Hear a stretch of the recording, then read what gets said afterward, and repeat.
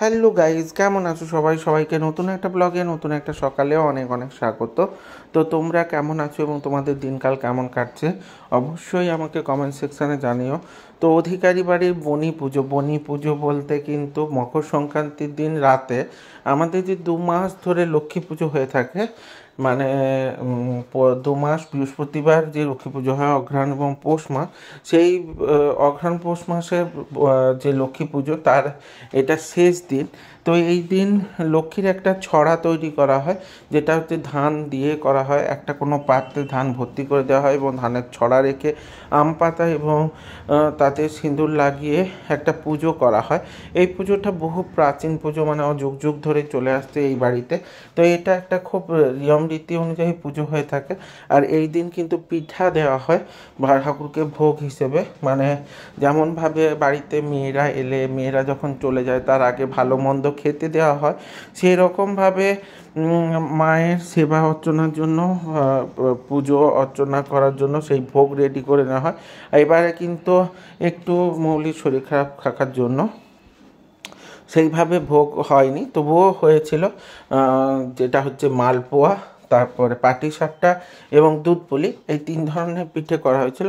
আরও অনেক ধরনের পিঠে হয় অন্য বছর, তো এই বছর কিন্তু করা সম্ভব হয়নি, কারণ বাড়ির যদি মেয়েই অসুস্থ থাকে তাহলে কিন্তু এত কিছু করা অসুবিধাই হয়। তাই কাকিমা এসে রেডি করে দিয়েছিল এই পিঠেগুলো। তো সকালবেলা কিন্তু মকর সংক্রান্তি পুজো হয়ে গেছিলো এবং রাতে কিন্তু বনি পুজোর জন্য আমি বসে পড়েছি।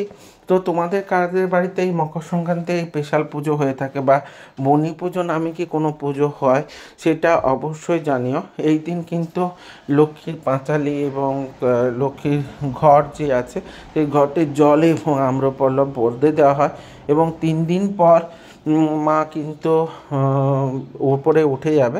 এরপর পুরো 1 বছরের অপেক্ষা, তারপরে কিন্তু মাকে দেখতে পাওয়া যাবে। তো আমার বাড়িতে লক্ষ্মী গণেশের যে পট, এটা আমি আগেই বলেছি প্রায় 100 বছরের পুরনো, মানে পুরোকালের যে সিংহাসন, সেই সিংহাসনেই কিন্তু মা অধিষ্ঠাত্রী। তো সেইভাবেই কিন্তু পুজো হয়ে আসছে। আর আমার বাড়িতে লক্ষ্মী জনার্দনও আসে। এরপরে কিন্তু আমার বাড়িতে একটা বিশাল ধরনের ধুমধাম করে একটা অনুষ্ঠান হতে চলেছে, যে অনুষ্ঠানটা সাক্ষী আমি, সঙ্গে তোমরা সবাই হবে। সময় তোমাদের সবার সঙ্গে আমি সব কিছুই শেয়ার করে নেব। অবশ্যই আমার সঙ্গে জুড়ে থাকতে হবে তার জন্য। তো এই পুজোটা কিন্তু বেশ মাহাত্ম্য রাখে আর বেশ রীতিনীতি নিয়ম মেনে এই পুজোটা হয়ে থাকে। এই রীতিনীতি নিয়ম বিভিন্ন বাড়িতে বিভিন্ন রকম। আমার বাড়িতে যেমন হয় সেটা তোমাদের সঙ্গে শেয়ার করলাম। তোমাদের বাড়িতে কার কী নিয়ম আছে আর কেমন কী হয় অবশ্যই তোমরা আমাকে জানিয়ে দিও। তা এইভাবেই তোমরা আমার সঙ্গে প্রচুর পরিমাণে ভালোবাসা দিচ্ছ। তো তোমাদের কি কি নিয়ম আছে আমারও জানতে ইচ্ছে করে, সেটা কমেন্ট সেকশনে বলো, আমি কিন্তু জানার চেষ্টা করব। তো আমার এই নিয়ম রীতিগুলো করতে বা এই নিয়ম রীতি অনুযায়ী নিজেদেরকে মানে ব্যস্ত রাখতে বেশ ভালো লাগে। তো এইভাবেই আমার বাড়িতে কিন্তু পুজো হয়ে আসছে যুগ যুগান্তর ধরে।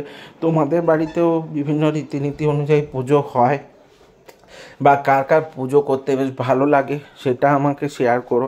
আমার কিন্তু এই পুজোগুলোর সঙ্গে নিজেকে যুক্ত রাখতে বা এই যে বাড়ির যে প্রথাগুলোর সঙ্গে নিজেকে ব্যস্ত রাখতে বেশ ভালো লাগে এবং সেই অনুযায়ী পুজো করে নিচ্ছিলাম আর সঙ্গে লক্ষ্মীর পাঁচালিও পড়ে নিয়েছিলাম।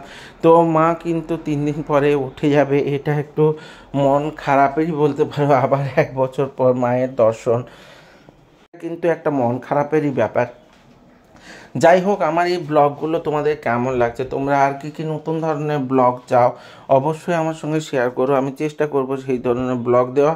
আর আমার এই ব্লগগুলোতে আর কি কি মানে এক্সট্রা যোগ করা উচিত, কিছু রিমুভ করা উচিত, সেগুলোও অবশ্যই তোমরা আমাকে জানিও। আমি সেই অনুযায়ী তোমাদের সঙ্গে শেয়ার করে নেওয়ার চেষ্টা করব আর সেই ধরনের পরিবর্তন করার চেষ্টা করব। তো আমার ব্লগগুলো যদি ভালো লেগে থাকে তাহলে লাইক কমেন্ট শেয়ার করে দিও। আর ইউটিউব থেকে যারা দেখবে তারা সাবস্ক্রাইব করে দিও এবং সাথের বেল আইকনটা ক্লিক করে দিতে ভুলে যেও না, যাতে আমার ভিডিওগুলো তোমাদের সামনে সবার প্রথমে চলে আসে। এইভাবেই আমার সাথে থেকো, সঙ্গে থেকো, জুড়ে থেকো।